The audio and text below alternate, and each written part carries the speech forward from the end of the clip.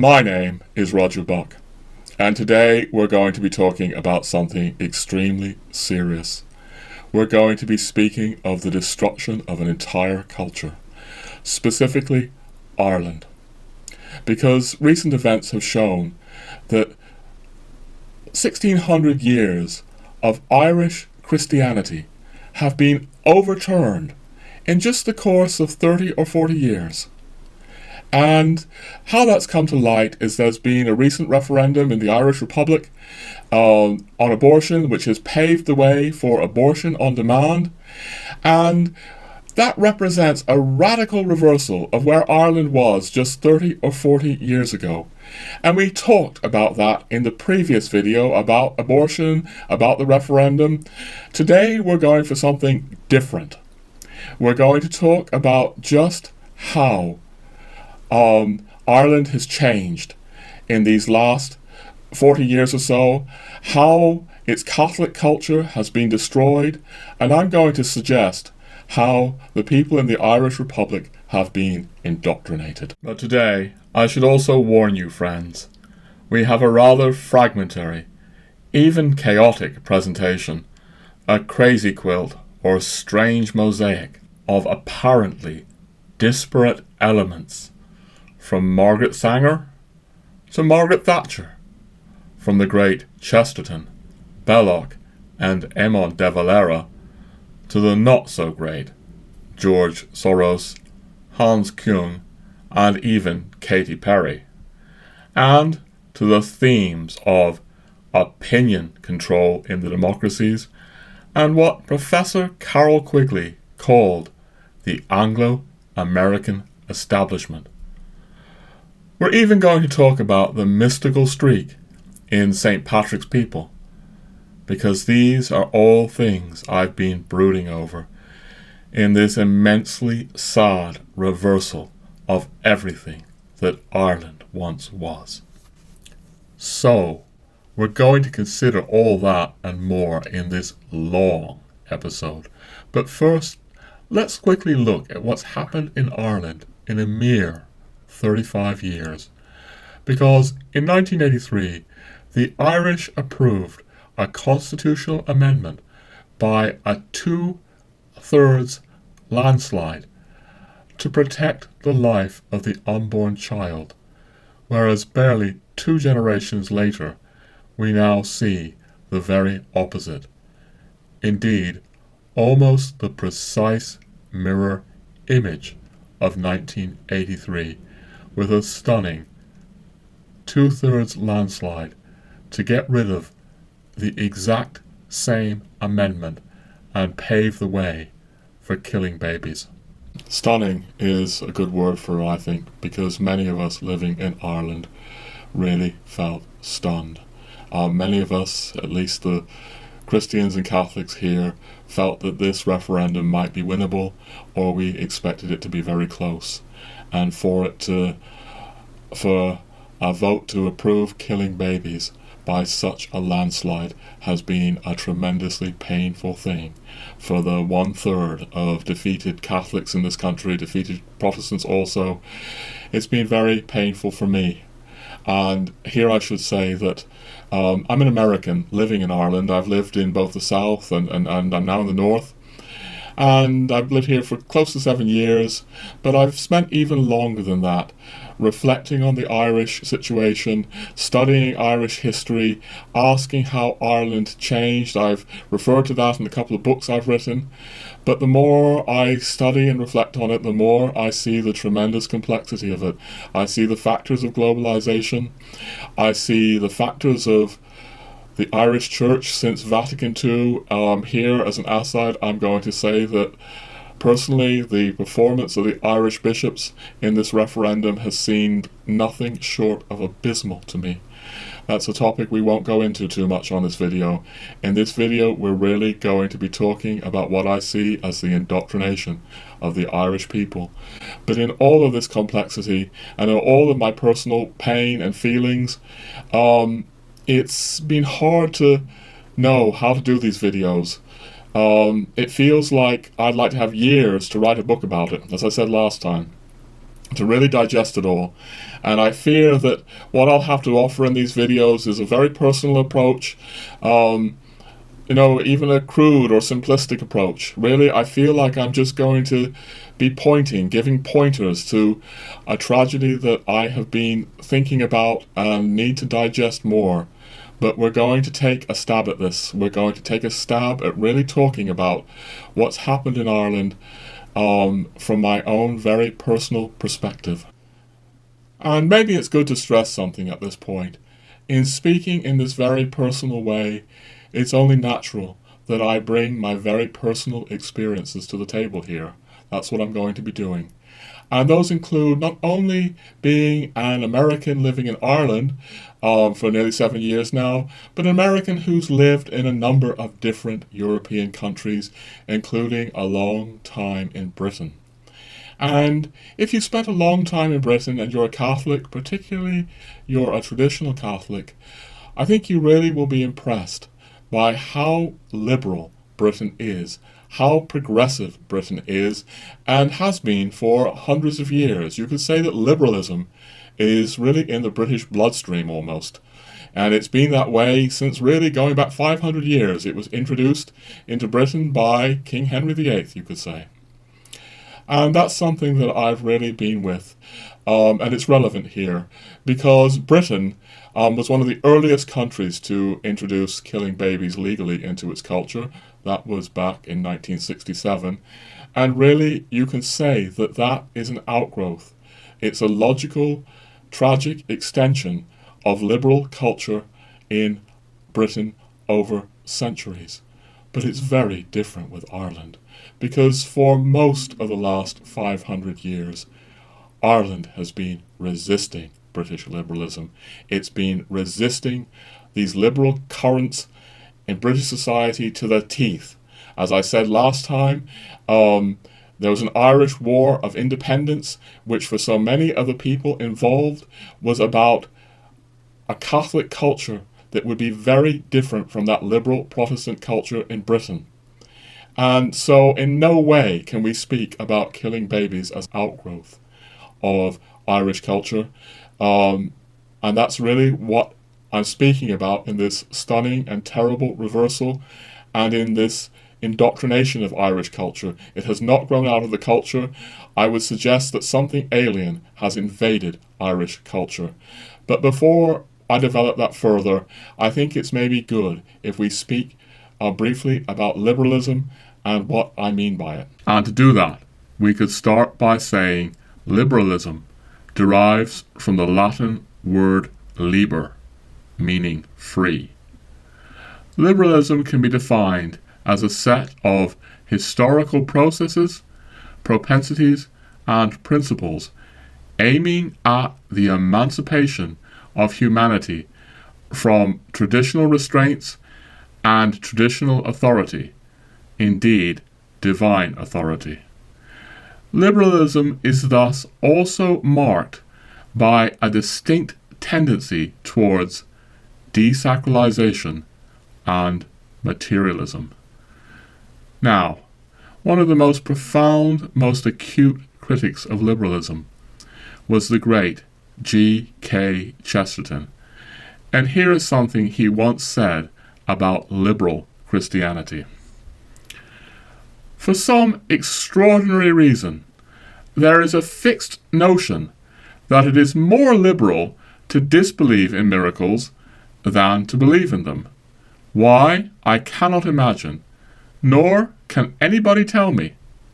For some inconceivable cause, a broad or liberal clergyman always means a man who wishes at least to diminish the number of miracles.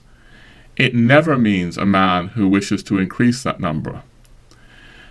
This notion that it is free to deny miracles has nothing to do with the evidence for or against them.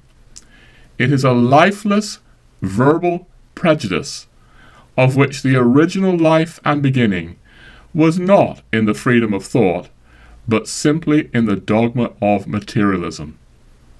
The man of the 19th century did not disbelieve in the resurrection because his liberal Christianity allowed him to doubt it, he disbelieved in it because his very strict materialism did not allow him to believe it.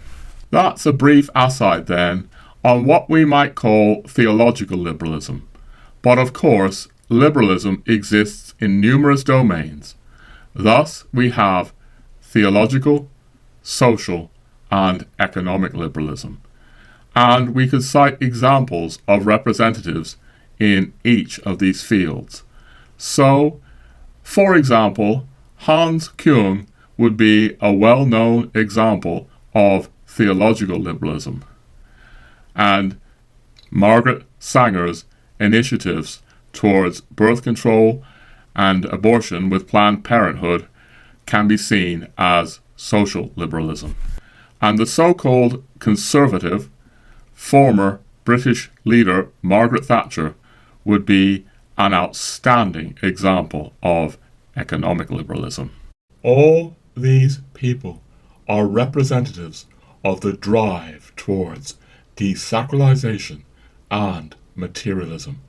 That's pretty evident with someone like Hans Küng, but it also should be evident with the people advocating abortion, because abortion is predicated on denying the existence of a soul in the unborn child, or acting as if that soul doesn't matter. That, again, is materialism. And of course, it's easy to see the materialism in economic liberalism. It's all about money, money, money. Now, I want to touch on the subject of Margaret Thatcher and economic liberalism. And that might seem a bit of a digression from the subject of killing babies in Ireland, or the subject of the indoctrination of Ireland. But if you'll bear with me, friends, you may see that it's actually very, very relevant. Because it all goes back to what I was saying earlier about liberalism really being almost in the cultural bloodstream of Britain. Almost like liberalism has been the default position of British culture for centuries now. And that's important to emphasize in terms of my greater theme here as to how Ireland for centuries stood for something completely different from British liberalism. Anyway, some people, and maybe especially Americans, might find it a little odd that I'm speaking about Thatcher as a liberal. And here maybe I'd say, friends, I used to live in France. And in France, they didn't just speak about Margaret Thatcher as a liberal. They spoke about her as an ultra-liberal, a radical, extraordinary liberal. And that's because, one in Europe still speaks about liberalism in the original classical sense that I tried to outline earlier, about breaking free from traditional restraints, breaking free from traditional disciplines and authority. And if you define liberalism in that way, which is also the way that the great papal documents, the great encyclicals, the church defines liberalism and speaks about liberalism, then it's very easy to see that Margaret Thatcher was every bit as liberal as Margaret Sanger or Hans Küng. I mean, this is a so-called conservative who once famously or infamously said there is no such thing as society. And frankly, friends, it's difficult for me to imagine anything less conservative than that. Really, we could do a whole video on Thatcher, but as there isn't time for that now, I just want to hone in on a single example of what I'm getting at here. And that single example is the example of Sunday shopping in Britain. Because as I've said, I'm an American, and I came to Britain in 1980 when I was 16, and it was something very surprising when I came to Britain at 16.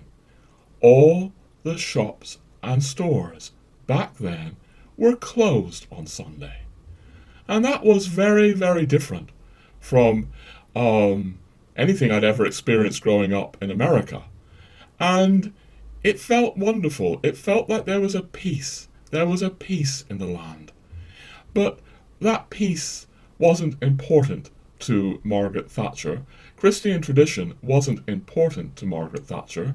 So in 1986, she tried to smash through that tradition by pushing through a law, an ultra-liberal law, that would allow the shops to open on Sunday. And yeah, that's what this so-called Conservative Prime Minister tried to do. But she actually suffered what I actually think was her greatest parliamentary defeat. Because back then, there were still some genuine conservatives in the so-called Conservative Party, and they rebelled against her. And so the move towards Sunday shopping was defeated, and it was held off, and it wasn't able to be pushed through by the Conservative government in Britain until 1994. And I remember that time in Britain well, because, yeah, all the shops opened on Sunday, and that peace was gone. And I really felt it. I felt it was a terrible, terrible thing. And I wasn't a Christian then. No, I was a progressive New Ager. I didn't have any kind of ideas about the Sabbath or the holiness of the Sabbath. But I felt that something had been taken away from the country, something had been subtracted from the land, that one day a week was given over to peace, and it felt awful to me. I wasn't happy with all kinds of things about Margaret Thatcher. I wasn't happy with her monstrous poll tax, which crushed the poor in Britain, this horrible poll tax. But even then, back as a kind of progressive New Ager, maybe even then, I thought the worst thing that long period of Conservative government ever did to Britain was to destroy this peace. So much more could be said about those ultra-liberal developments in Britain, those anti-conservative developments in Britain. But a point I'd like to just stress now is that the Sunday shopping was pushed through by a coalition of government, big business, the banks, and that's relevant to what I want to develop later in this video, because I'm going to be suggesting that Christian tradition in Ireland has also been in the process of being destroyed by similar coalitions of elite forces like that. But anyway, Britain really led the way in Europe in terms of promoting Sunday shopping. I lived in France and Spain for a while 10 years ago, and I was glad to see that 10 years ago all the shops in France and Spain were still shut. Now, tragically, 10 years later, that's beginning to change now, which is something I think is very, very awful. But it's a curious thing that Ireland actually jumped on this liberal bandwagon much quicker than other European countries. It started opening her shops, and that's relevant. A theme I'm going to be developing here is how, where Ireland once resisted Britain, Ireland is now following Britain. But anyway, it's time we really get back to the tragic subject of killing babies in Ireland. And indeed, the rest of the world.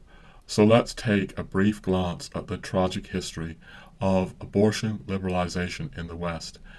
We find that liberalization very early on in Norway in 1964. Then, as mentioned again, early on in Britain, 1967. Note here how the Protestant countries are in the forefront. Then Canada in 1969, America in 1973, France 1975, Germany 1976, Italy 1978, the Netherlands 1980, Spain 1985, Belgium 1990, and finally Portugal and Argentina 2007 decide to get on this tragic train until finally we have Ireland here in 2018. Now, that list isn't comprehensive by any means, but I think it nonetheless points to something important. It points to the fact that the liberalization of abortion laws generally happened in the Protestant countries first, or the cultures of Protestant origin. And you find that, looking at history, that's the general pattern, that it's always the Protestant countries that liberalize swiftest and most rapidly. And perhaps above all, Britain. Britain is usually way out there, pioneering liberalism. It's out ahead of the pack. That you see that again and again in history. And it doesn't matter whether it's social liberalism, so pioneering things like abortion or pioneering divorce. It's also theological liberalism. So we heard the great G.K. Chesterton critiquing theological liberalism, and he was very much referring to liberal Christianity in 19th century England, which began to very much doubt and even deny the resurrection of our Lord.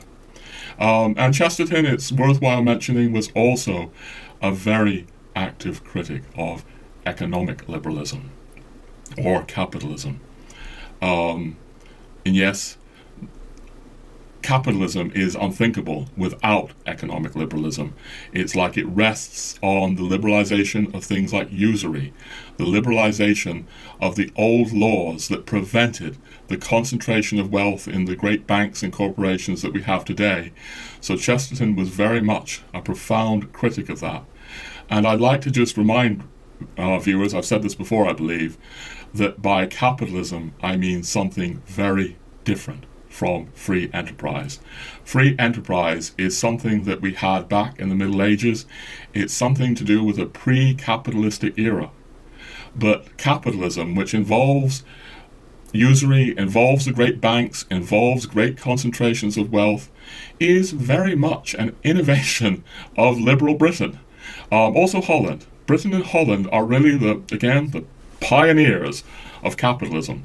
They're Protestant countries that relaxed the old restraints against capitalism in medieval Europe, and they led the way in forging a new world capitalism.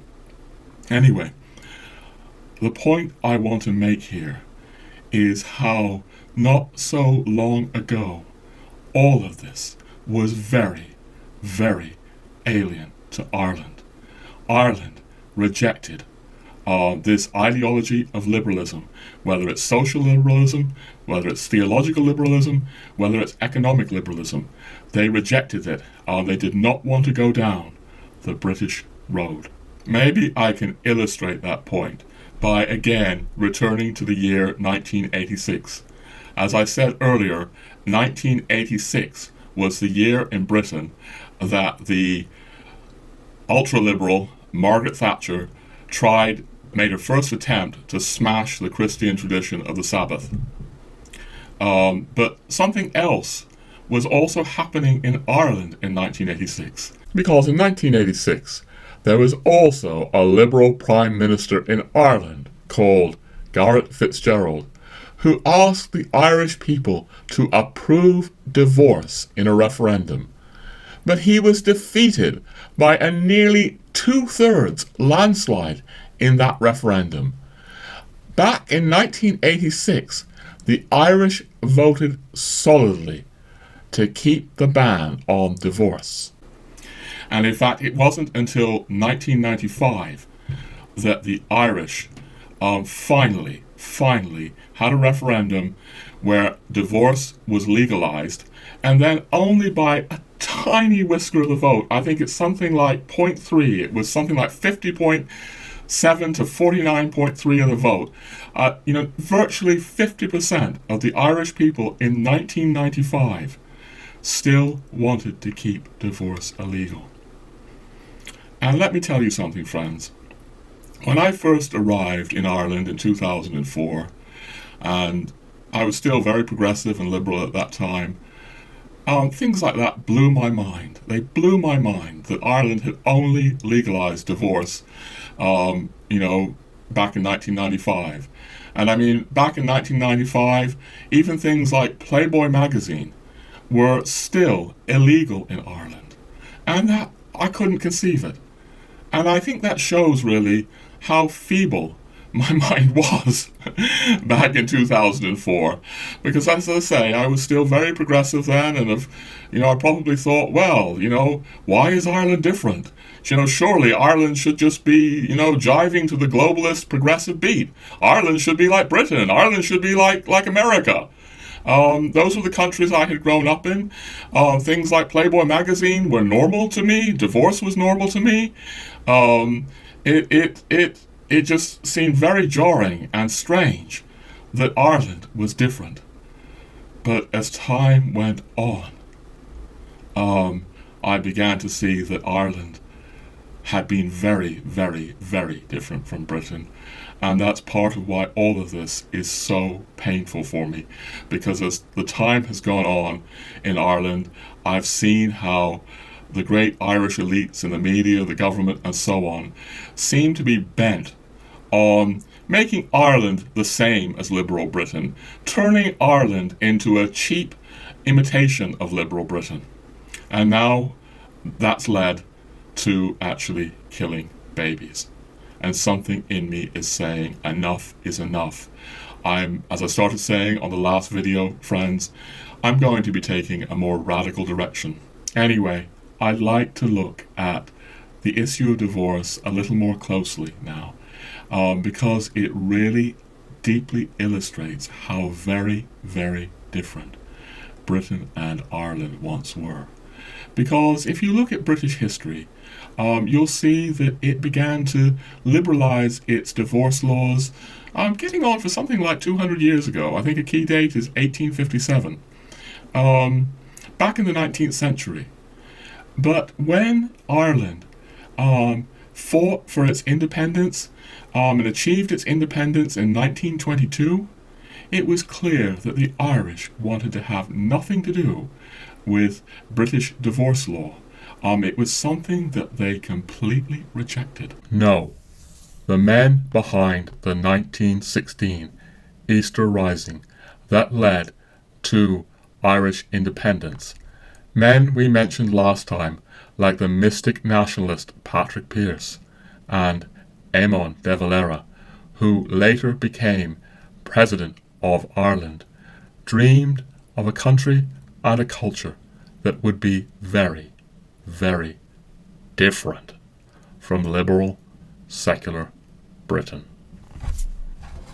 Anyway, I'm generalizing, but the key point here is that back in those days, the Irish were far more conscious of having a very different cultural tradition and cultural standards than Britain, and they wanted to keep it that way. In general, the Irish people tended to see Britain as liberal, permissive, lax, materialistic, and capitalistic. And they didn't want to go down the same capitalistic route, the same kind of liberal routes as Britain. So they began trying to take on a very different kind of economic agenda. Chesterton was actually very deeply moved by those early days of Ireland, because he saw Ireland was trying to go down the route of distributism, which was Belloc and Chesterton's great alternative to capitalism. We may touch on that later in the video. We'll certainly get into it in future videos to come. But no, the point now is that Ireland wanted to be different.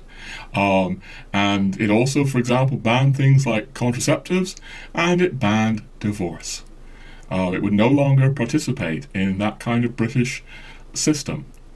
And that's because divorce is a very liberal concept. It goes back to the Enlightenment and the French Revolution, which tried to establish marriage as simply a human contract with no spiritual dimension at all. And if you have a human contract and both parties agree to dissolve it, you can dissolve marriage. But if you have a Christian vision of marriage, which is a non-liberal vision of marriage, you know that marriage has a profound spiritual dimension, and that's the most important dimension of all, that marriage is a mystical sacrament. I mean, we only need to listen to the Lord speaking in Matthew's Gospel, "What God has joined together, let no man put asunder." Which also means to say, let not the state put asunder. Because if marriage is something mystical in nature, why should the state have any authority to dissolve it? That kind of question is incomprehensible to modern liberal thinking, but it was once entirely comprehensible to the Irish mind. And generally speaking, it seems to me that the Irish mind has always had a profoundly mystical streak. Now, I am generalizing. I'm not saying that all Irish are great mystics and all British are sort of cloddish materialists. No, I mean, obviously there have been great British mystics as well. But yes, when I look at my experience of having lived in Ireland and Britain all these years, when I look at all the British and Irish history, that mystical nature of the Irish really stands out to me. There's something I mentioned in an earlier episode.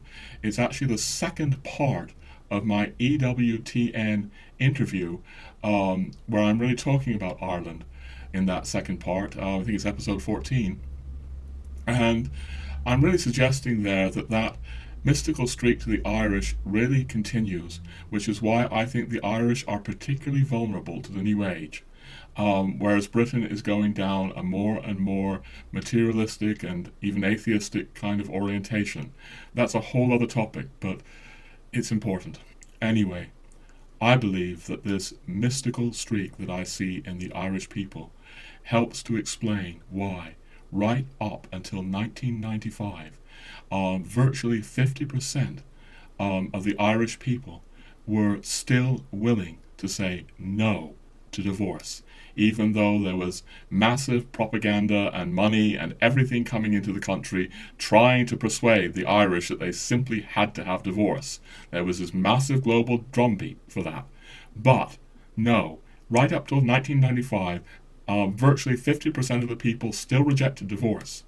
And I think that's because of this mystical understanding that marriage is not just a human contract. Now, tragically, that mystical understanding of the Irish, I think, is being diverted in different directions, and all of that is beginning to change. We can see that change in the attitudes towards marriage over just 30 years. So, in 1986, the Irish clearly rejected divorce. In 1995, they approved divorce, but only by the narrowest whisker. 49.7% of the Irish people still said no. But only 20 years later, in 2015, there was a whopping landslide for so-called same-sex marriage. So, friends, when I look at that, I see clear evidence that the Irish mind has become far more materialistic in just the course of the last 20 or 30 years or so. Because if I really go back and I look at what Ireland was just 20 or 30 years ago, a country where virtually 50% of the people, 49.7% if I recall correctly, still voted to uphold a mystical idea of marriage. A country where Playboy and softcore pornography was still banned, let alone hardcore pornography. When I think what Ireland was like, I have to conceive that there's been this radical reversal of 1600 years of Christianity in just the course of 20 or 30 years. And I have to ask, how did that happen? How was Irish Christianity reversed like this? And different possibilities present themselves. So, for example, one could say, I wouldn't say this, but let's play with it. Maybe the Irish people in these last 20 or 30 years or so went through a profound collective philosophical process, a profound collective examination of conscience. Maybe they meticulously, as a nation, went through studying the doctrines of Catholicism and the doctrines of the Enlightenment, maybe they compared them side by side, and in this deeply alert and rigorous and analytical way, they found that the doctrines of the Enlightenment were superior to the Catholic doctrines, and as a corollary, they realized that all their ancestors had been idiots. If this was the case, you would have to conclude that there was something wrong with Ireland. There was something wrong with the Irish mind right up until 1995. But in this sort of great collective awakening of really, really analysing the situation with intense consciousness, the Irish people realised that there was a chance to wake up, overcome their stupidity, and really realise the great truths that their benighted condition had stopped them realising all those years. Well, friends, obviously I don't believe that any great collective examination of conscience, any great philosophical or meditative process happened like that. Yeah, I'm being very sarcastic there. And generally, I like to avoid sarcasm. It seems to me that in the culture wars, there's far too much ridicule, far too much sarcasm going on. And that's something I try to argue for in my books, The Gentle Traditionalist, that we need to try to be gentle. And I've just gone ahead and been very, very sarcastic. But it's hard not to be in that case, because that thesis, friends, strikes me as crazy. No, there hasn't been any deep analytical process of consciously examining things in Ireland. When I look at what's happened, the only answer I can come to is mass indoctrination. I can't explain it any other way. There is a propaganda. We're going to be going into this more as the video goes on. Going on in the Irish media, also media coming from abroad, that has washed over Ireland like never before, and that I think that propaganda has been immensely effective in indoctrinating the Irish people. There's a stranglehold really on the Irish media. It is monolithically liberal and progressive now. You may say, well, that's the case in my country too. Believe me, I think it's worse here than a lot of countries. It's a small country, and people have come into positions of power that really, really are bent on destroying Catholicism. But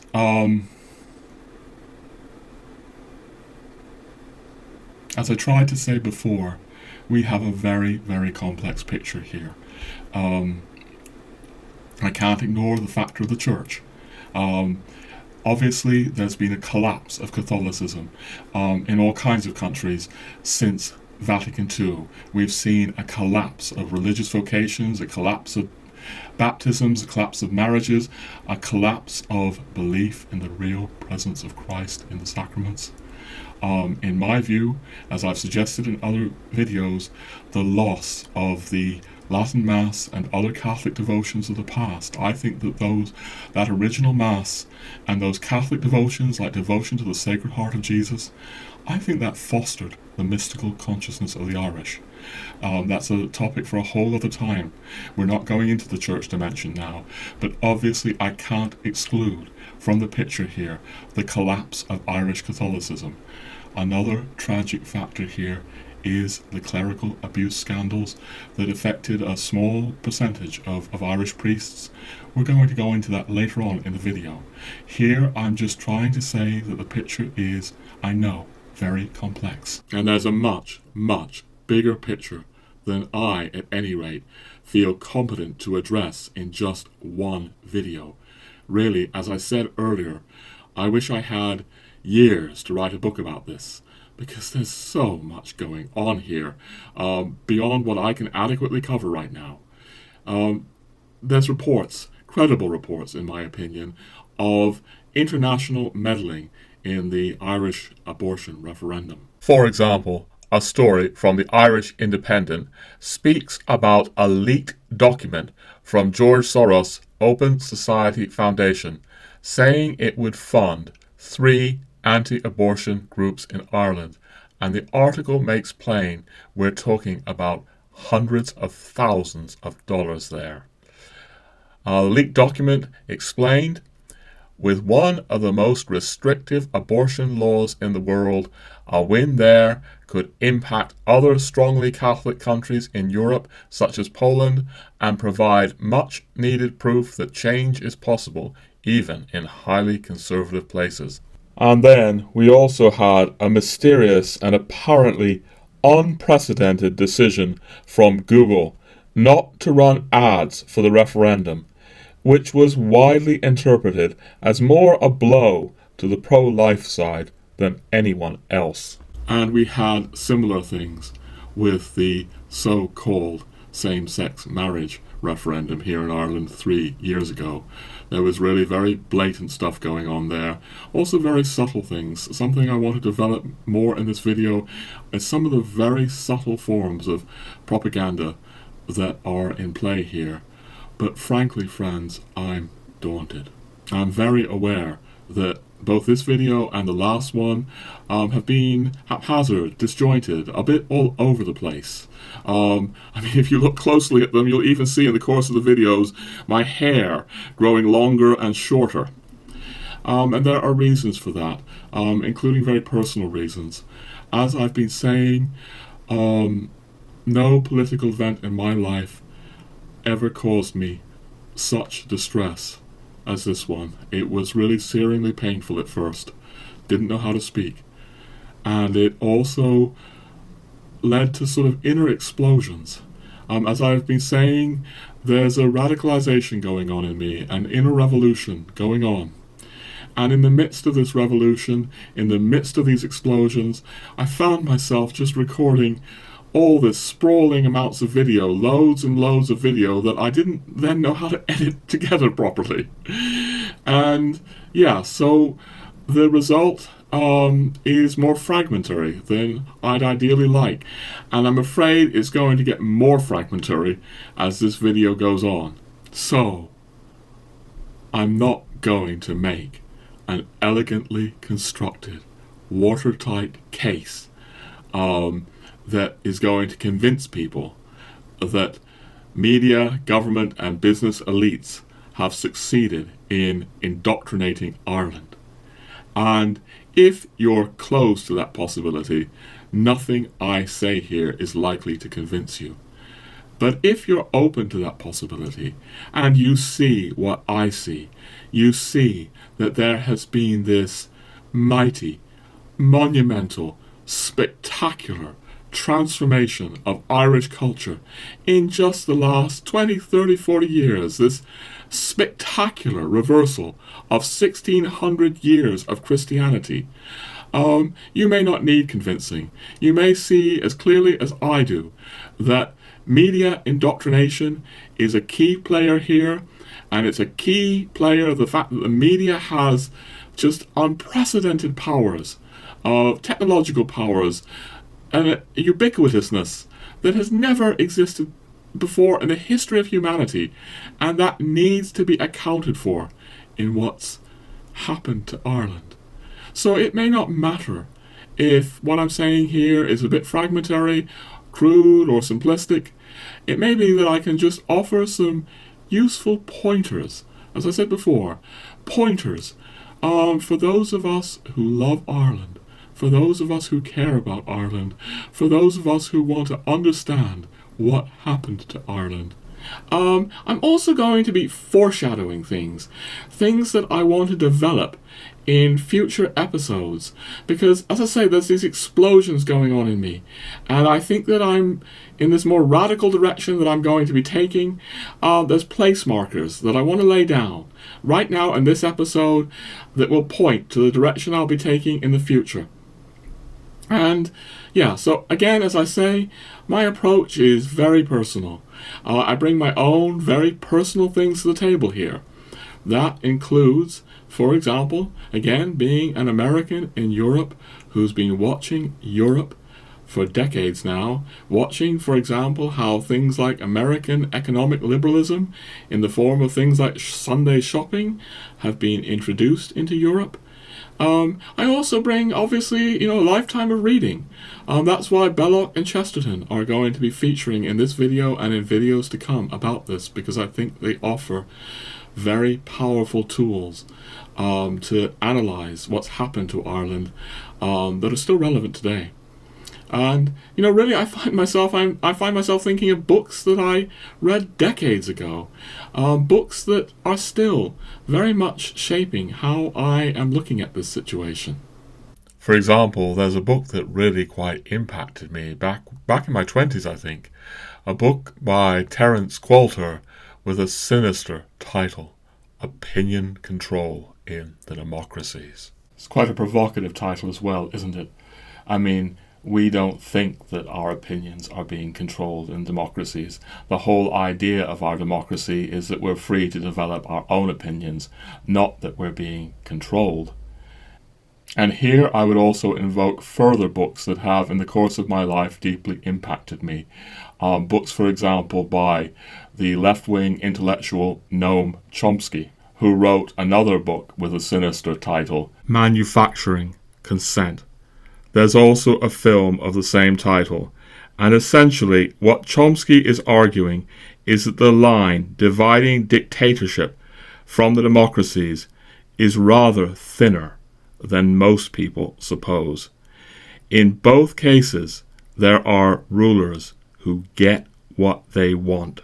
And even in the case of the so-called democracies, these rulers, these potent ruling forces, are often unelected and unaccountable for. In other words, there are the controllers and the controlled.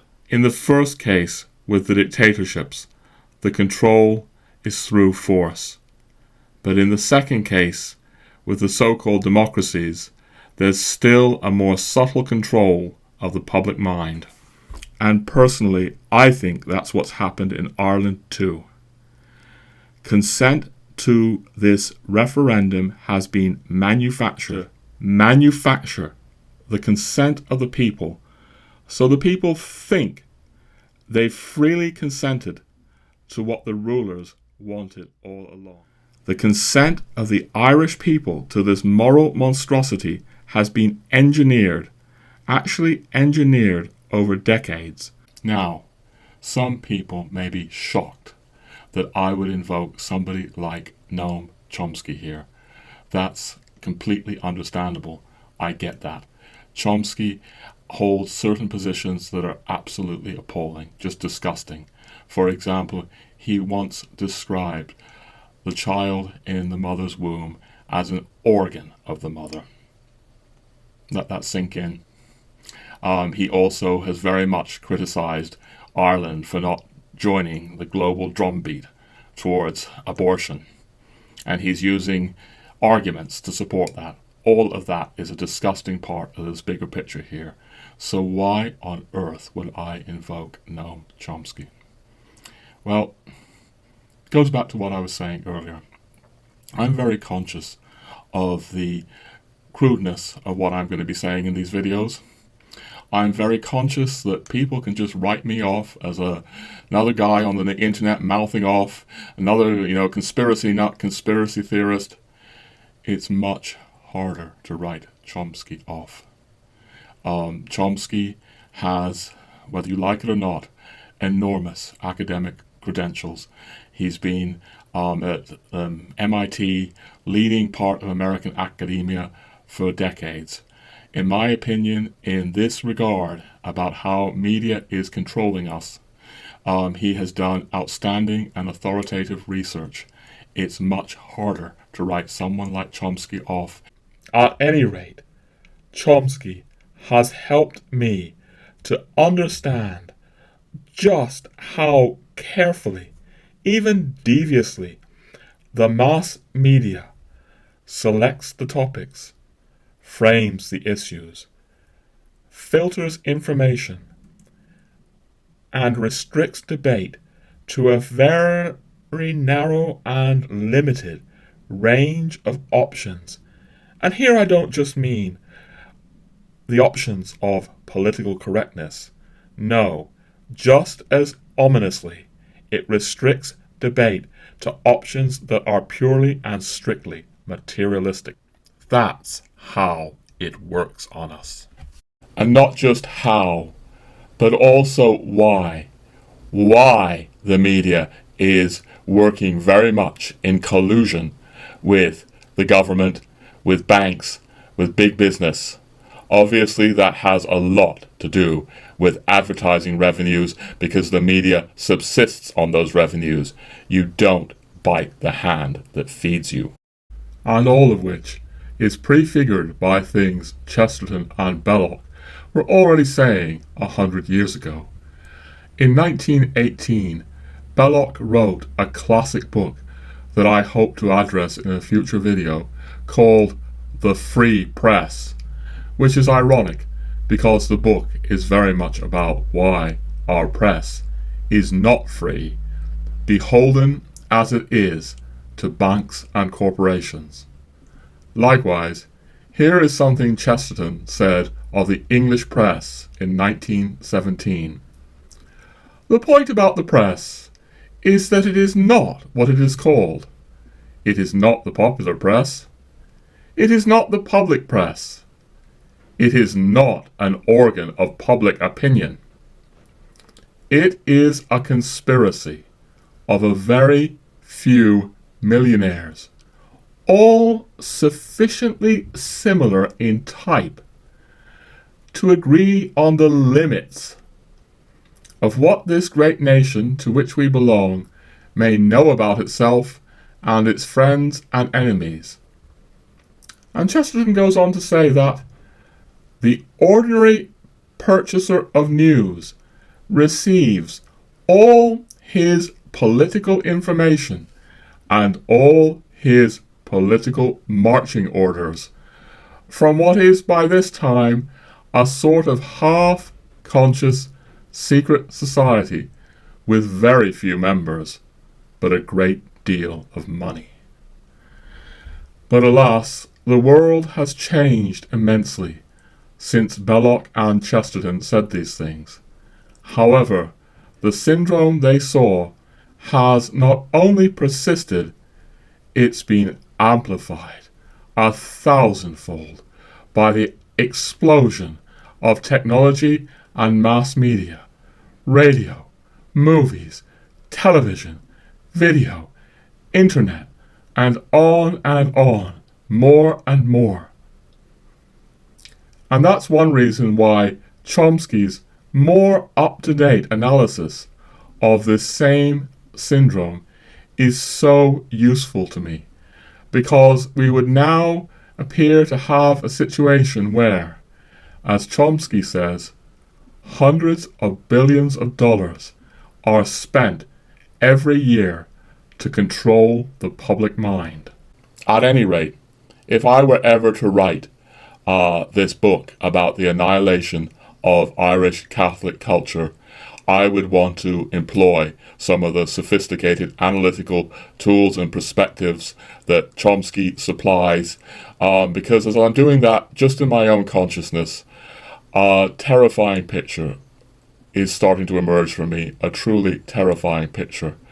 I see how much a culture has been overturned in just 30 or 40 years, and I see how much the Irish media has to do with that.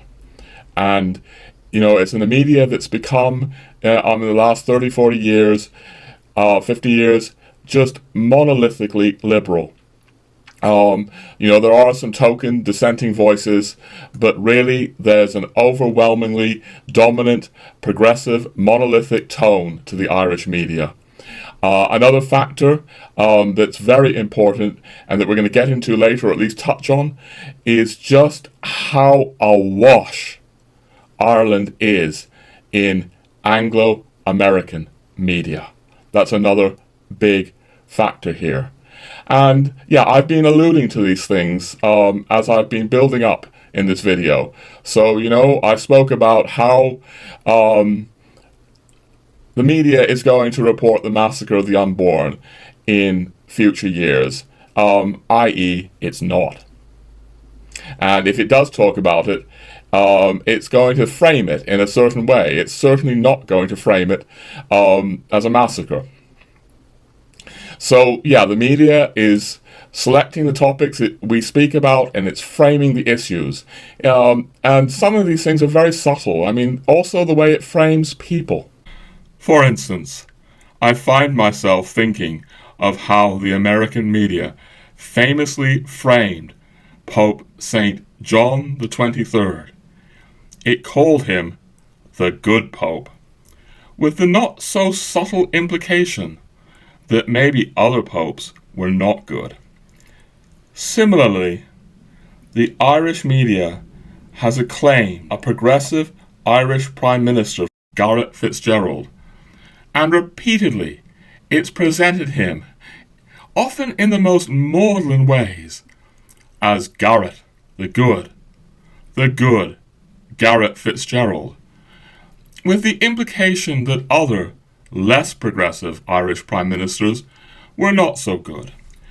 You'd never hear Eamon de Valera described as de Valera the Decent, for example, although if you can peer beyond the media lies, you may find he was very decent indeed.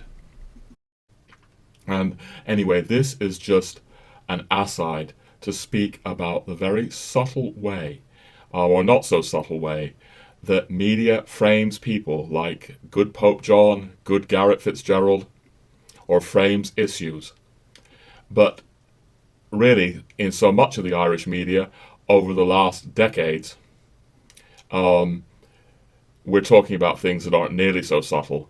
The dominant theme in the Irish media again and again and again is how dark, backwards, unenlightened, rigid, prejudiced Catholic Ireland was. It's a dominant theme, very dominant. And now, in speaking of this, one cannot get away from the fact that, of course, Catholic Ireland did have some very dark corners, just like every other culture always has dark corners because we are a fallen race. The dark corner I have in mind here is the situation of Irish clerical abuse, where maybe something like 4% of Irish priests were abusing children in one way or another. At least at one point in Irish history, there's evidence that suggests that that is most especially true in the aftermath of Vatican II. But at least at one point in Irish history, we may have had something like 4% of Irish priests doing this, and that was actually then covered up by the bishops. And it's a very disturbing and horrifying thing, and it can't be swept under the rug. And it's very difficult to know how to speak of this, because I think that this terrible thing has to be confronted, and yet I think it also has to be placed in a wider context. And if you place it in a wider context, you run the risk, in the current climate, of seemingly trying to defend the indefensible. I don't think that I want to defend the indefensible, but I do think that it needs to be looked at in a wider context. And as a way of just beginning to do that, I want to start with some words from Benedict XVI.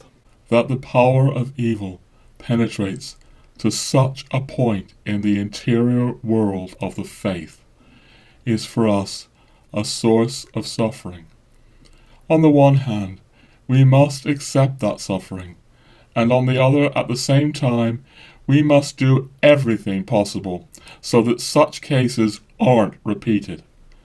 It's also not a motive for comfort to know that, according to sociological research, the percentage of priests guilty of these crimes is no higher than in other comparable professional categories. In any event, one must not stubbornly present this deviance as if it were a nastiness specific to Catholicism. So, I invoke those words from a man who seems to me far wiser than myself, the good Pope Benedict XVI, in my opinion, the very good Pope Benedict XVI, because he confronts the evil that has happened in the church in this regard, and he confronts the suffering that goes with that, including the suffering that children who have been sexually abused will have to bear, in many cases, their whole life long. At the same time, he is invoking this wider context which we need to look at here. He's pointing out that this nastiness, as he calls it, is not specific to Catholicism. It does exist in a comparable rate in other professions. Doesn't excuse what the church has done here. However, what also cannot be excused is what the Irish media has done, the worldwide media has done, to thoroughly discredit Catholic Ireland. As I was trying to get at before, we are a fallen race. We're fallen in many different ways. Different cultures are fallen in different ways. So this is a dark corner of at least a certain portion of Irish history. But other cultures have dark corners. You know, the mafia in Italy is a dark corner of Italian culture. But nobody, the media would never dream of trying to discredit the entire Italian culture because of this terribly dark corner. You know, Islamic culture has some terribly dark corners. Chinese culture has some terribly dark corners. And all cultures are the same. But the media isn't using those dark corners to totally discredit Italy or China or the Islamic countries. It is using this to thoroughly discredit Catholic Ireland. And I personally believe that the elites behind the media very much want and need to discredit Catholic Ireland. And there's another way I might continue speaking about other kinds of dark corners. You know, some cultures, another dark corner of some cultures is that they have very high suicide rates or very high homicide rates. It's a fact that Catholic Ireland had very low suicide rates, very low murder rates compared to what it has today. Here I'd actually like to bring in a Catholic intellectual called Desmond Fennell. Fennell was once respected in Catholic Ireland, and he had access to the media 3 or 4 or 5 decades ago. He's now been incredibly marginalized by that media. But Fennell, writing in 2011, points out that since 1971, suicide rates are 4 times higher in Ireland. Murder rates, he claims, are 6 times higher in Ireland. And he even suggests that the suicide rate of Irish young men, writing at that time, is higher than anything else in Europe apart from 4 Eastern European countries. These, my friends, are shameful and terrible things. But you will never hear this kind of stuff in the Irish media suggesting that there might be anything shameful in this way about modern global Ireland. No, this stuff, this is very politically incorrect to say this stuff. But I believe that Catholic Ireland, and I put a lot of thought into this, had incredible, incredible qualities that our media would never allow. It's obvious just from what I'm pointing out that the murder and suicide rates were far, far lower. It's obvious from the fact that Catholic Ireland in 1983 would vote overwhelmingly for not killing babies. It's a superior culture to the Ireland that we have today. That's the perspective that I've come from, but nobody will let you know it. There are other reasons why I say it was a superior culture, and we're going to go into that, I hope, in future videos. I also go into it in my books. But what I want to say is we can't go thoroughly into this whole terrible matter of sexual abuse now.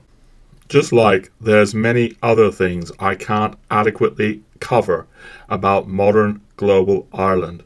But there's something I do need to briefly point out now, and that is the fact that Ireland is a little country of roughly 5 million people, which finds herself sandwiched in between the two colossal cultures of the English-speaking world, that is to say, the United Kingdom to her right, so to speak, with 65 million people, and over to the left, the English-speaking cultures of North America, with maybe 350 million people. This fact is critical to understanding just what happened to Catholic Ireland, which is to say, one needs to comprehend the enormous impact of British culture on Ireland.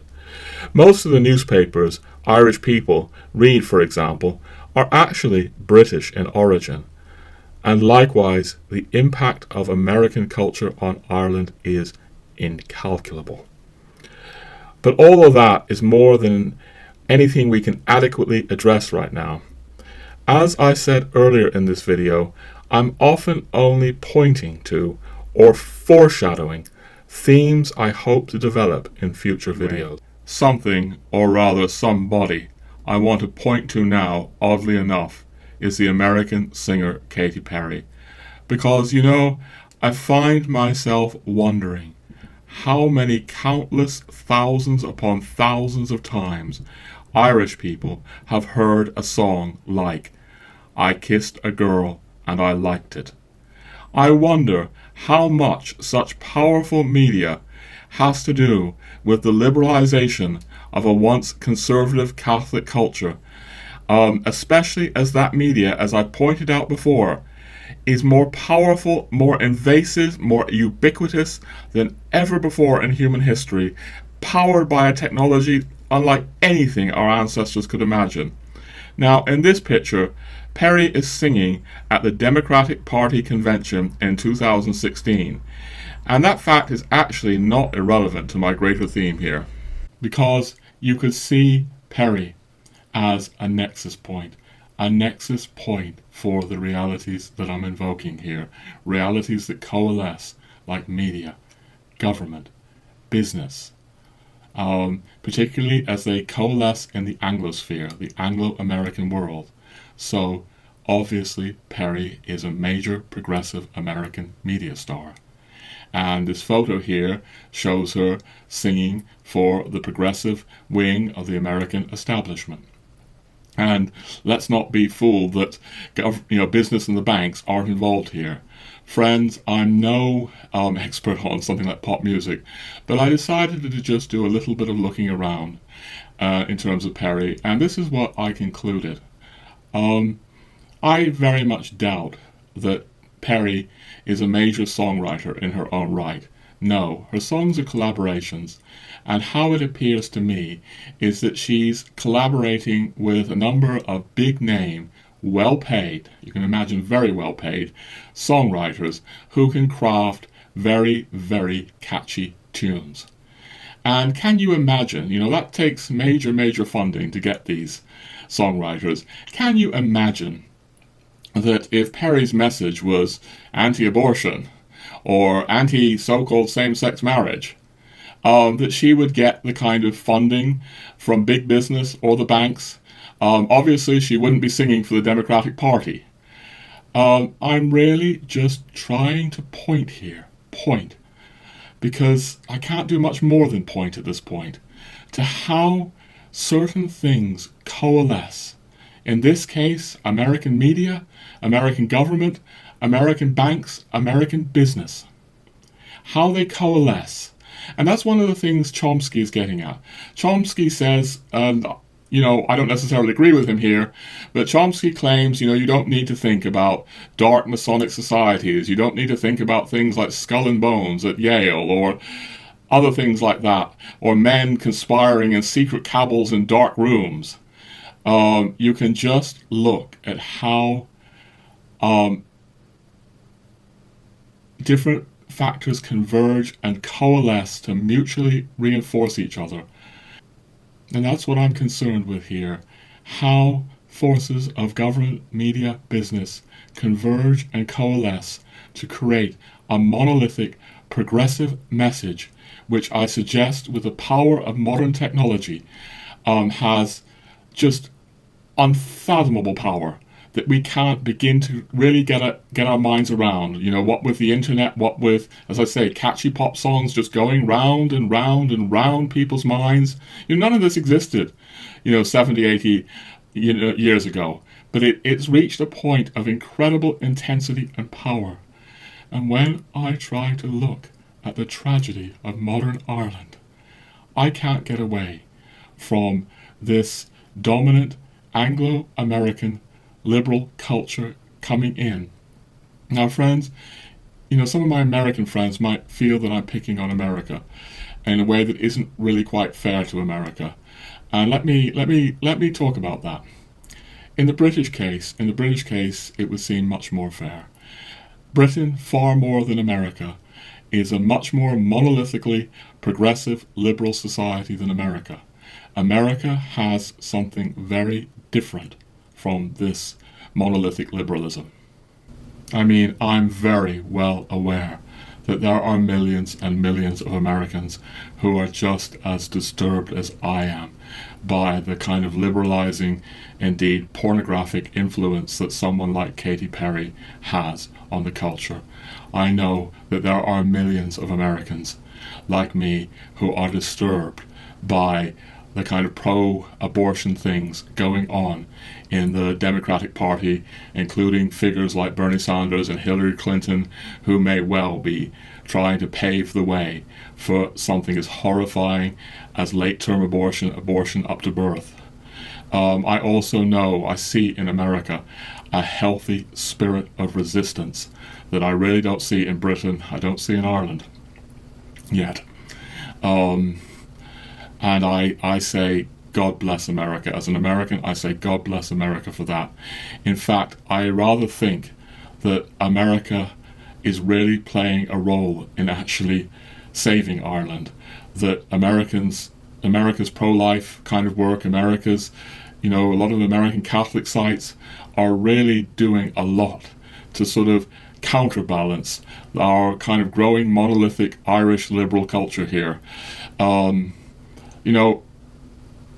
It is so much the Irish liberal elites. I feel like there are people here in charge of the government, in charge of media, who really hate everything that Ireland has always been over the last 1600 years. Really hate it.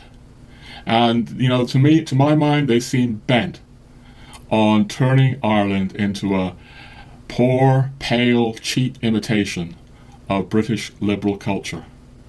And I think that a lot of the things coming out from America can really, really help Ireland in that. A lot of the Catholic stuff, and I thank America from the bottom of my heart for that.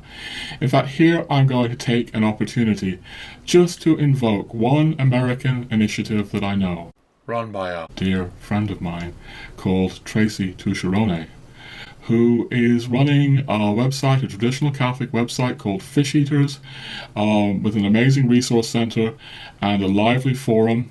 It's getting something like 2 million visitors a month, I believe. It's probably a lot bigger than a lot of people realize. Those kinds of efforts are really doing something. But right now, I just want to say, as much as I really, really, really recognize that kind of work, and I just deeply appreciate that kind of resistance in American culture, it seems to me, small compared to the sort of might of the American music industry, compared to the might of Hollywood, compared to, yes, the might of the American publishing industry in New York, compared to the might of Wall Street.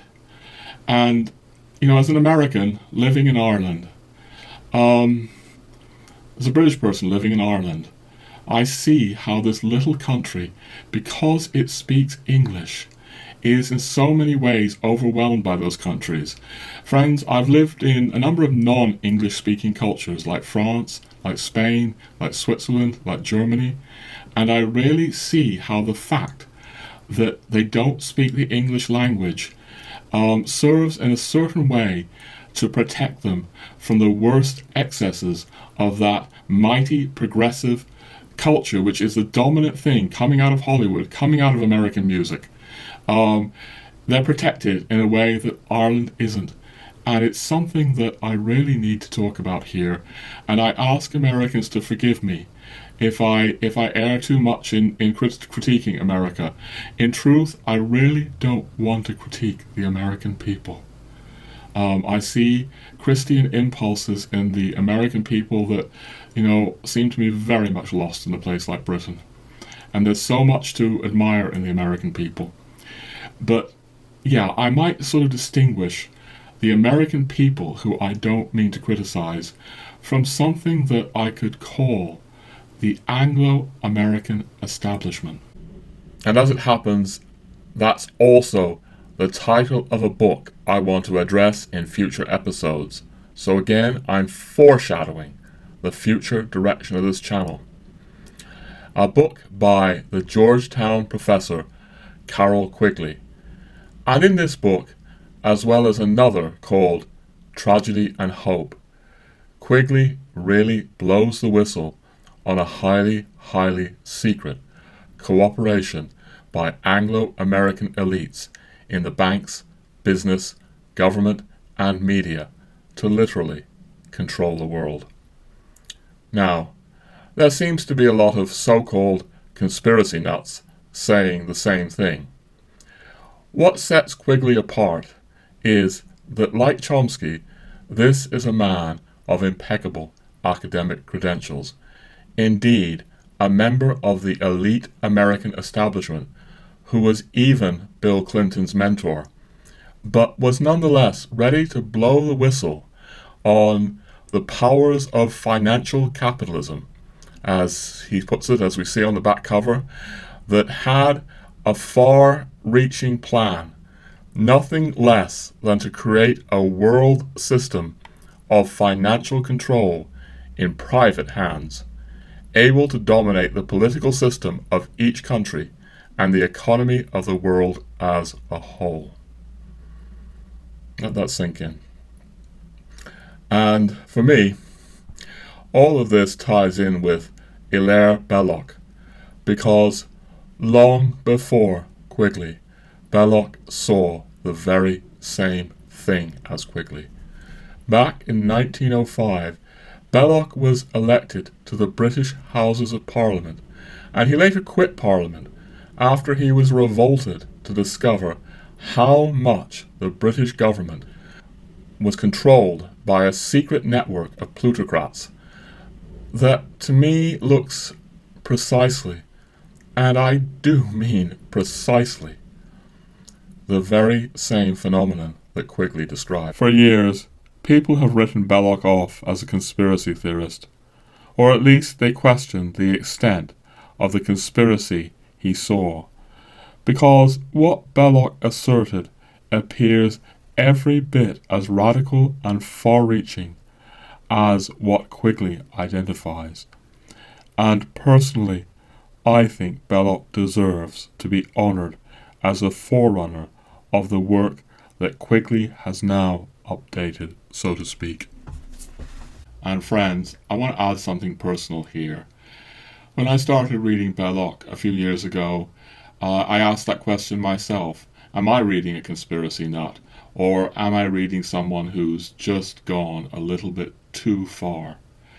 And what's happened in my personal life over the last year or so, year or two, is reading Quigley, is that I have found what convinces me, doesn't have to convince you, but what convinces me more than ever before, that Belloc was seeing things very, very clearly. Quigley really comes up with the goods, in my opinion, to substantiate this elite Anglo network that led Belloc to quit Parliament in disgust at what he was seeing, that led Belloc to go on and become a crusading journalist trying to expose the work of that Anglo establishment.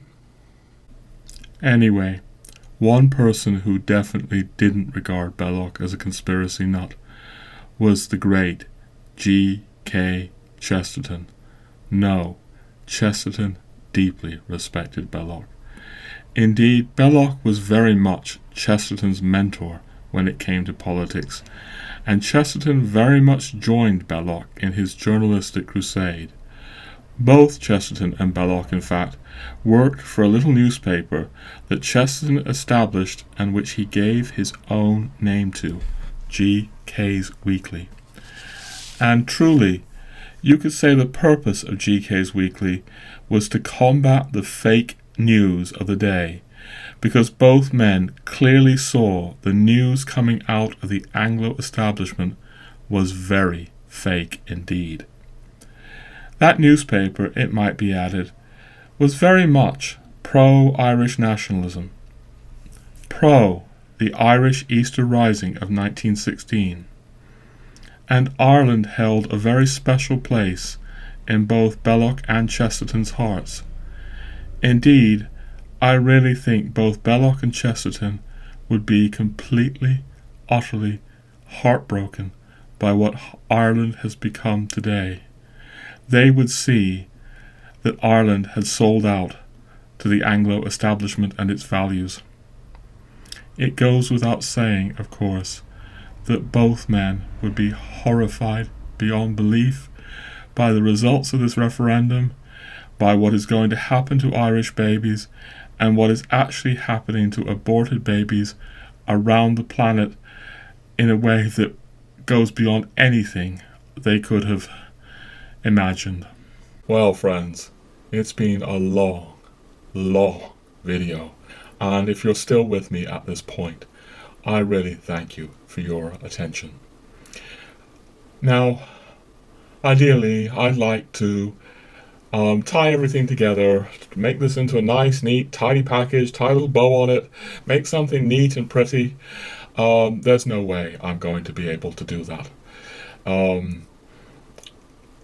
As I say, this video has been a result of a set of explosions going on in me, a personal revolution going on over weeks now since this horrific referendum result.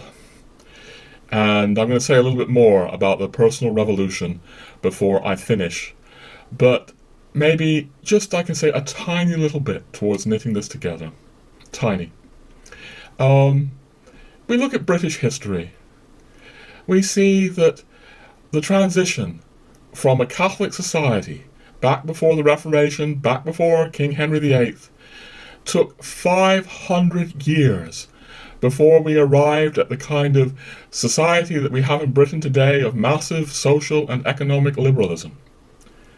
But in Ireland, the whole process has been telescoped down. You know, it's like from 500 years, it's been telescoped down to,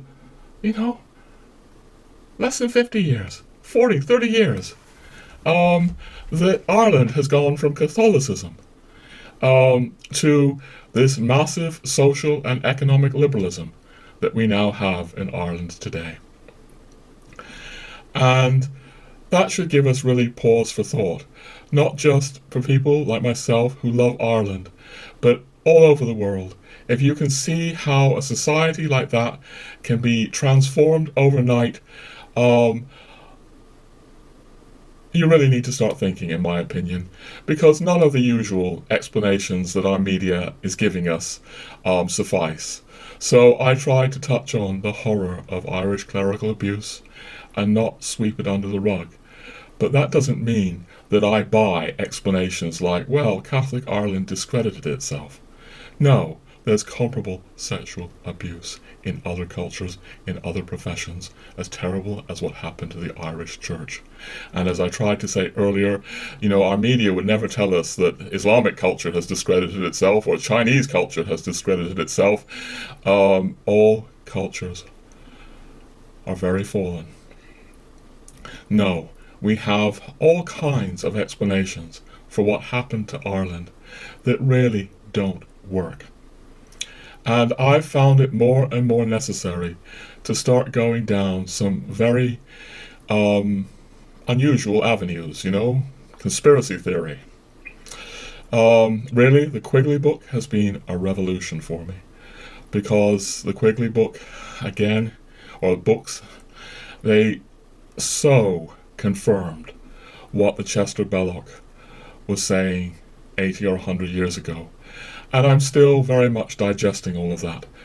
And that's another way that this video has been a kind of break for me, maybe even a breakthrough.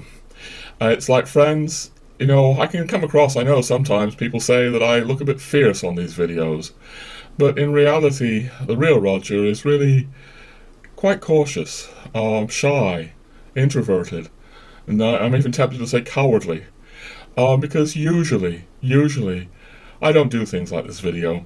The convictions that I have about the church in Ireland, the convictions that I wrote about in my books, were things that unfolded over a long time where I was silent. It took a lot of work for me to be change from a liberal, progressive New Ager to a traditional Catholic. Or even from a liberal Catholic, because I was once a very, very liberal Catholic, celebrating Vatican II. To really deeply questioning Vatican II. And I didn't open my mouth public about any of those things until I sort of really worked them out. And then I wrote them out in my 2 books. There's links down below if you're interested in that. But here I'm doing something different. I'm just giving myself permission to explode about things that aren't really worked out in my consciousness yet, but things that I very much suspect I'm headed towards in the future. I think that my future, friends, is very much about trying deeper and deeper and deeper to understand what happened to Catholic Ireland. I think Carroll Quigley, I can't substantiate any of this yet, is going to really, really be helpful for me. I mean, it's taking me a lot of time to digest Quigley's huge books, but it's already evident to me that the kind of social and economic liberal networks, the secret society that Quigley is talking about, it was no friend to De Valera's Ireland. And it was no friend to other Catholic cultures, Charles de Gaulle's France. No. The Anglo agendas in there are very hostile to Catholic cultures. And I am increasingly seeing that I need to look at those directions if I want to understand what happened to this country, what happened to transform it. So those are little hints of where I'm going in the future. And in the same spirit of dropping these hints of where I'm going to be headed in future videos, I'm also going to mention that I'm really beginning to study and look at more what's often called populism or even the alt-right. And friends, some of the people who may be watching this to the very end are dear old progressive friends of mine, friends who watch it only because they love me, not because, they're horrified. They're horrified by what I've become. And I can imagine some of my old friends, if you're there, throwing up your hands in horror and saying, Roger, how can you go there? How can you go towards the alt-right? And don't you know that it's filled with horrific racism? And when I get that kind of response, I feel this kind of subtle social, political correct pressure by which I'm obligated to give an answer. It's kind of an obligatory answer like, well, of course, I'm horrified by the racism of the alt-right. And of course, I'd never have anything to do with that. Of course. And I hear people saying things like that, and I ask if they're really horrified, or if that's simply the pressure of our politically correct society, which expects you to be horrified by racism, but doesn't expect you to be horrified by killing babies at all. Or that expects you to be horrified by climate change, but doesn't expect you to be horrified by the kinds of things I was saying earlier in this video, that modern liberal society has produced unprecedented crime, murder, suicide rates. All that swept under the rug. In my book, The Gentle Traditionalist, I call these expectations the new secular religion. That there's a secular religion that expects us to be horrified. And I think that it's time for me to say, I sincerely am horrified by racism. I know that racism has caused incredible cruelty and suffering, just like I know social and economic liberalism has created incredible cruelty and suffering. So, friends, I care about racism, and I care about killing babies. I also care about climate change, but I care about things like the enormous off-the-scale rates of things like suicide, murder in Ireland, also mental illness. It seems to me that liberal society is leading to, a whole host of evils, and we're expected to be horrified by some of them and just ignore the other ones. And I'm not going to play that game anymore, friends. No way. So yeah, I'm beginning to look at things like populism and the alt-right, and there are very much threads there that do disturb me. In fact, something I very much think about the alt-right is that it's very much a reaction to social and economic liberalism. I mean, Chesterton and Belloc would say that socialism was the bastard child of capitalism, and it seems to me in some ways that the alt-right is the bastard child of liberalism. There's a reaction going on. It's like there are just people in the alt-right who are sick to the back teeth of being lectured by social and economic liberalism that claims to be tolerant, but being lectured how they should think, how they should talk, how they should be, and they're looking for something else. They're looking for something more soulful, something that gives them roots, something that gives them something that our soulless liberal society doesn't give them. And all they're getting from our soulless liberal society is like a set of orders. Thou shalt be abstract, thou shalt be abstract, thou shalt be abstract. Thou shalt not cherish your roots, thou shalt not. All the while it's claiming to be tolerant. And unfortunately, that reaction is taking some people to an obsession with things like skin pigmentation. I think what these people are really looking for is Christendom. I think the alt-right needs to be baptized. But the alt-right cannot be baptized unless the people in these various camps meet. There needs to be a meeting between Christians and Catholics and people in these populist and nationalist networks. The two need to come together, and I'm not going to sort of wash my hands and say, of course, I would never go near anything like the alt-right. So I've actually started watching videos, and I see things there from people that are very moving. I may actually do a little video about that as time goes on. But also, some of these, populist things give me access to things that I would never get in our sort of free, supposedly open and pluralistic media. I mean, that's one of the things that I very much appreciate about what my friend Tracy is doing at Fish Eaters. She brings a lot of news stories to my attention that I would never get in the sort of progressive globalist media. I mean, friends, I'm going to show you something. I subscribe to this magazine, The Economist. I consider it a terrible magazine. It's just a magazine of utter, horrible economic liberalism, horrible social liberalism. And we have this cover here, social media's threat to democracy.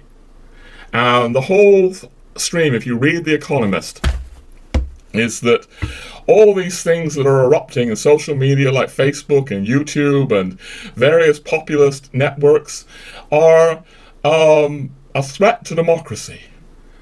When I read The Economist, and I regret I have to read it, I'd rather afford, if I could afford it, I'd rather subscribe to some good Catholic magazines instead. But I try to read as broadly as possible. So I read The Economist. I read this economically and socially liberal magazine. And the impression I get is that these people aren't interested in democracy. These people are interested in clamping down hard.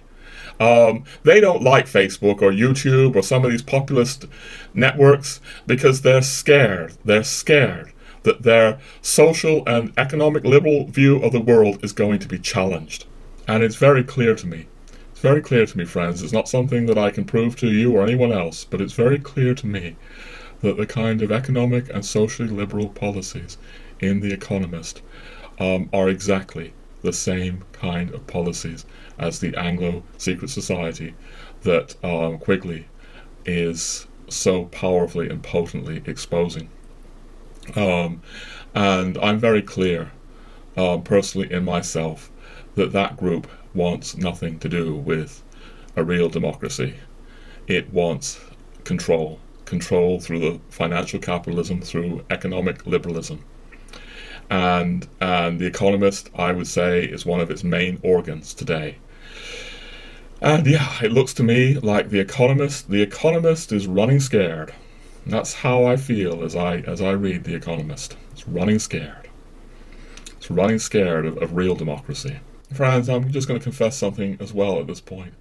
These last few minutes of video have been very odd for me, very unusual. Usually everything I say is a little bit more prepared or even close to being scripted. But yeah, if you see a bit of a difference, that's why. I'm just giving myself permission to explode. Or you might say, I'm giving myself permission to be more crude, more unpolished, because my ego would really like to appear composed, sober, rational. I even realize that I'm far more intimidated by the politically correct police, the politically correct thought police, than I like to admit. I don't want to be seen as a conspiracy nut. I don't want to be seen as a fascist. And I have friends, old friends of mine, more than one probably, who are suspecting me of fascism. In fact, there are commentators who, given some of the things I'm saying, are posting things in the comments about fascism, like saying maybe it's not so bad. Friends, I will say right now that comments of a racist, anti-Semitic nature, denying the Holocaust, things like that are not going to be tolerated. But yeah, I'm going to make a response actually to that. I found a very interesting couple of sentences from Chesterton. Chesterton has really been with me in this revolution. Just feeling very, very grateful for his glorious nature and his profound insight. But anyway, I found a couple of sentences that Chesterton wrote around the time that fascism was beginning to rise in the 1930s. And, both Chesterton and Belloc came close to flirting with fascism, or in Belloc's case, probably more than just close. Before we get to those two sentences from Chesterton, I think I just need to qualify something here. We're not talking about Hitler and Nazism when I say fascism. No, both Chesterton and Belloc were some of the earliest, made some of the earliest protests against Hitler and what Hitler was doing, and nothing they ever said can be associated with Hitlerism in the slightest. As I say, they were horrified and spoke out very early on when other people were not speaking out. But there was a certain kind of sympathy or interest in the late 20s and 1930s with Mussolini. And this is at a time when Mussolini wasn't involved yet in any of the very terrible things that Hitler later did to the Jewish people. So I need to make that qualification before I come to this, and before I come to the two sentences. And I think I'll also say, just in terms of why the two men would be interested in terms of Mussolini, I think it's because their hearts were awake and they were burning. And if you don't understand that, bear with me. They may well have been misguided, but their hearts were awake to the kind of horrors that were coming. Anyway, let's get to the two sentences. And Chesterton said something like this. He said, there are two words for which you can make the case for fascism. And there is one word for which you can make the case against fascism. The two words are secret societies. And the one word, so that's the case for fascism, that these secret societies are so powerful, that's what he's getting at, are so powerful that some people are going to turn to fascism to stop them. That's what he means. And the case against fascism, Chesterton says, that can be put in one word, is legitimacy. In other words, seizing power through fascist force is not legitimate and cannot be tolerated. And yet, at the same time, Chesterton is saying he understands why some people would go down that route. Because Chesterton is seeing that these secret societies are really very, very powerful. And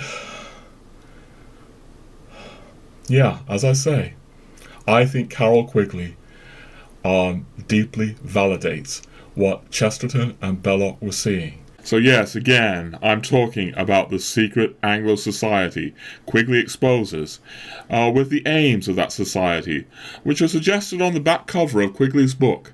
The aims of creating nothing less than a world system of financial control in private hands. I'm going to emphasize that, private hands, able to dominate the political system of each country and the economy of the world as a whole. That's what I think Belloc and Chesterton were onto. That's what I think they were watching with horror. And people have been writing Chesterton off, and especially Belloc, off as cranks. You know, like they had their little pet theories, they had their obsessions. I think they saw very clearly what was going on. And that's what I was trying to get at earlier when I said that Belloc and Chesterton's hearts were burning. They were awake to the kind of horror that was coming, the horror of social and economic liberalism. I'm more familiar with Belloc than Chesterton on this, but I think Belloc was very, very prescient of what would happen as Catholic culture was destroyed. I think that possibly the two men, he would have been more awake to the kinds of things that we're seeing now in Ireland. He really did have a darker vision than Chesterton, it seems to me, but I think that darker vision was rooted in the fact that his heart cared. And the fact that his heart cared for the kind of horrors that he saw social and economic liberalism leading to led him at first to be, yes, tragically misguided about Mussolini. He saw that Mussolini, or he believed that Mussolini could stand up to these secret societies, could stand up to the kind of Anglo-American and also French Masonic societies, which, as he saw, had powerfully influenced the Treaty of Versailles in 1918. Oh, we're getting into huge, huge things here, more than I can go into in this already incredibly long, explosive episode. So this is for future episodes. My point now is that Belloc and Chesterton, their hearts cared about humanity, and they saw things going on that they longed to find ways to stop, and I think history is really going to validate them. But it's part of the whole politically correct stigma that if you start speaking like this, you're written off as a nut. And I've just got to start speaking out. At the risk of being very crude and simplistic, of being called a fascist, I'm just going to start speaking out. Okay? Because, really what I'm talking about, as I try to bring these comments to a close, is that I'm really searching for answers to what really happened to Ireland. And as I said before, it's not just Ireland. You don't just have to love Ireland, you can just see. If you can see how a society like Ireland can be overturned to killing babies in just 20 or 30 years, the powers that are out there, I feel, and I'm going to argue, are a danger to every society. And I suspect that's very much what Chesterton had in mind when he said the case for fascism can be summed up in two words: secret societies. So, friends, I'm hinting at more than I can possibly develop here. But yeah, I'm seeking for answers to what happened to Ireland, what's happening to the world as the world drowns more and more in the outrageous excesses of social and economic liberalism. What's really going on here? But there's another side to the coin there. The other side to the coin is, what can we do about it? What am I going to do about it? And I'm going to just repeat something I said in an earlier episode.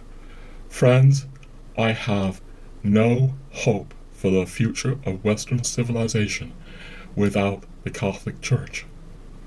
And I have no hope for the future of the Catholic Church unless it recovers orthodoxy and tradition. So that's the first key. That's the first key.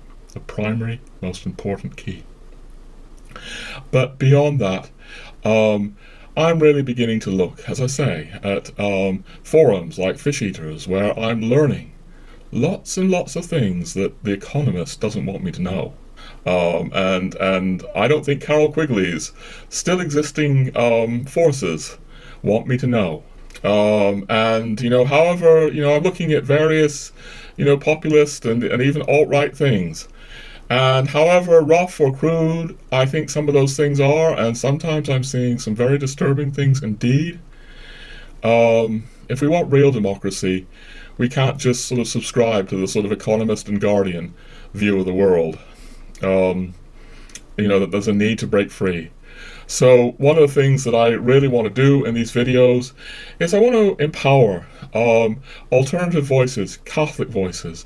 So that's one reason why I'm really saluting Tracy Tucherone as an educator for me.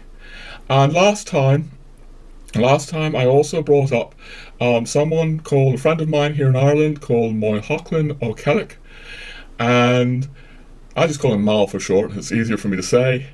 Mal, as I say, is running something new. It's called the Irish Conservatives Forum. I'll put a link down below to it. I'll also put a link down to Fish Eaters. And that strikes me as a potential force of resistance in Ireland. And I'm just also going to say a couple of other things about Mal right now. Mal runs a blog, he's been writing it for years, called Irish Papist. We will also put a link down to that below. And Mal's also the author of this book, published by my own publisher. I'm still figuring out how to show things properly on the screen. Haven't got all these YouTube tricks down. But anyway, the book is called Inspiration from the Saints. And it's really a very moving book. It's a book about how wonderful and radical and inspiring the saints really are. If you really begin to look at their lives, it's a very moving book. And what I think a lot of what needs to happen in the Catholic Church today is recovering the sense of mystery. People are becoming New Agers because the church has lost that sense of mystery. And what Mal's book, Inspiration from the Saints, does is it really invokes the mystery, the Catholic mystery, in a very beautiful and moving way.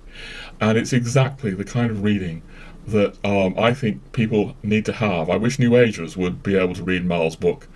Mal's also someone who I see, I've been reading his Irish Papist blog for years, and I see him as a kind of guardian of what I'm calling the real Ireland.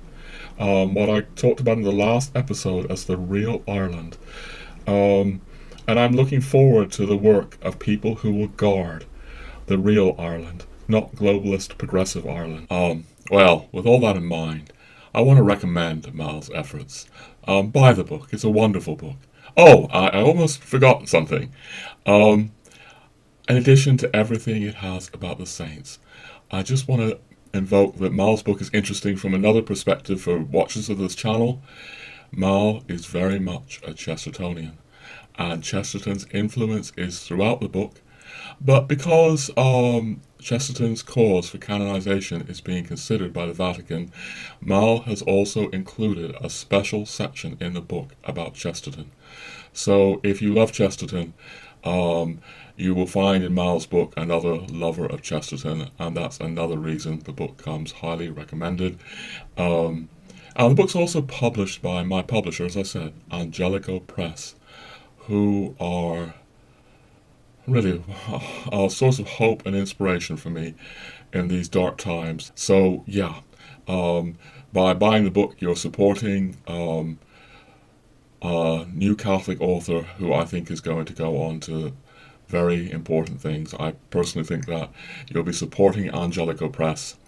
But yeah, while I'm on the subject of encouraging and trying to support various initiatives that I think are doing good in these dark times, I'm going to mention another forum that I participate in a little bit, not as much as Fish Eaters or the Irish Conservatives Forum, but it's a forum that I think is important for Ireland. It's a forum called the Mother of God, and it's not just Irish. It has a lot of Irish participation in, though, and an Irish sub-forum. And that forum, the people there really touch me as well. There's a very pious quality, a beautiful quality to the people posting there. And they're posting things that are a little bit different from other forums that I've been in. They're really speaking more about their inner and religious and even mystical experiences. There's Irish people speaking about that.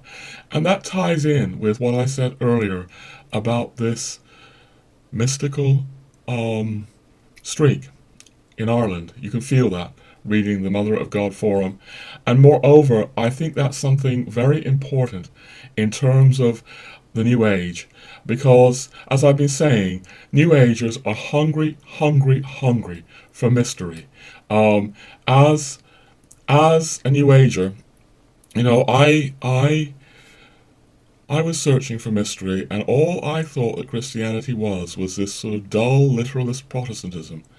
If as a New Ager, I had come across the Mother of God forum with people speaking about their inner religious experience, which is something New Agers do, spiritual experience, I think I might have been very attracted. I might have said, "Wow, what's this? This isn't what I think Christianity is." I just want to support anything that will cherish the original, true Catholic culture of this island. So I want to encourage all of these things because, another huge point that I've been making in this is obviously the huge stranglehold of the media, but there are signs that that stranglehold is breaking down, which is why the Economist, among other things, is running scared of social media. And so Catholics really have an opportunity with social media to evangelize like never before. Anyway, it's about time that we brought this massive, incredibly long episode to a close. And maybe just a last little bit in conclusion.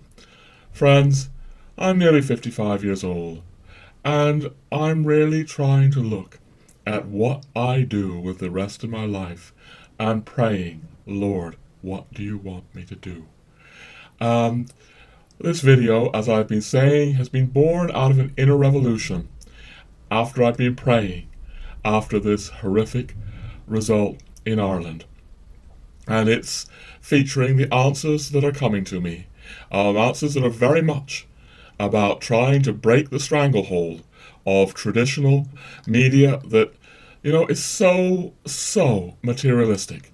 I want to just return to that point I made earlier, that not only does the media filter out everything that isn't politically correct, it filters out the transcendent. It filters out Christ and his church. I'm also aware, friends, that there's a lot here that could be controversial to all kinds of different people. Some people will find it very controversial how I invoked Noam Chomsky. How could I invoke this horrible abortion advocate? But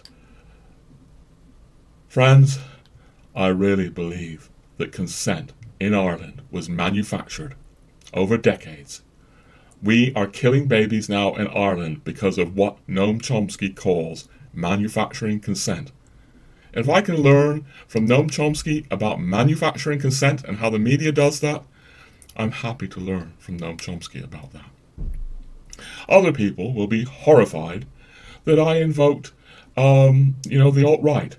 And I say that I'm actually learning from people thinking within that range. There are terrible things in the alt-right, just like, killing babies is a terrible thing. And they will throw up their hands and say, well, it's okay, Roger, if you read Noam Chomsky, but it's not okay if you read the alt-right. I mean, with the politically correct thought police, Noam Chomsky is just about acceptable, even though he's talking about terrible things. But the terrible things on the alt-right, no, can't go there. But I refuse to be kowtowed by that kind of thinking. I am going to read and learn wherever I can. And that also includes, the mainstream periodicals. I try to learn from The Economist, even though I consider it a cesspit, an absolute cesspit of ultra-liberalism that has horrible things. That again, they're politically correct, so they're okay. I'm allowed to read The Economist. Okay, I'm getting a bit explosive. But yeah, part of what comes to me in my prayer is that I need to cover a wide range of things, bring them into my thinking, and share them with you for whoever wants to listen on this video channel, trying to look at all ends of the spectrum. I think a lot of people do tend to just get caught up in one part of the spectrum. It's important to try to read as broadly as possible. At least it is for some of us. So that's part of what I'm trying to do here. But of course, in the end, I want to read Catholicism, because Catholicism, unlike, all these other things, is not filtering out the transcendent. It's not filtering out Christ and his church. So I want to read people like Tracy, people like Mal, people like people on the Mother of God, because they're not filtering out the most important things of all. And I want to read the geniuses of the tradition like Belloc and Chesterton. So I bring all that to this channel as well. Anyway, friends, that's a final word from me. I think all I'm going to say now is thank you if you got to the end of this enormous episode. If you got to the end of it, maybe leave a comment below. If you like what I'm trying to do here on this channel, then please hit the like button and please subscribe. I appreciate any kind of support you can give to this ongoing project of mine. Thank you. And that's all I'm going to say now, friends, except thank you for listening. And God bless you.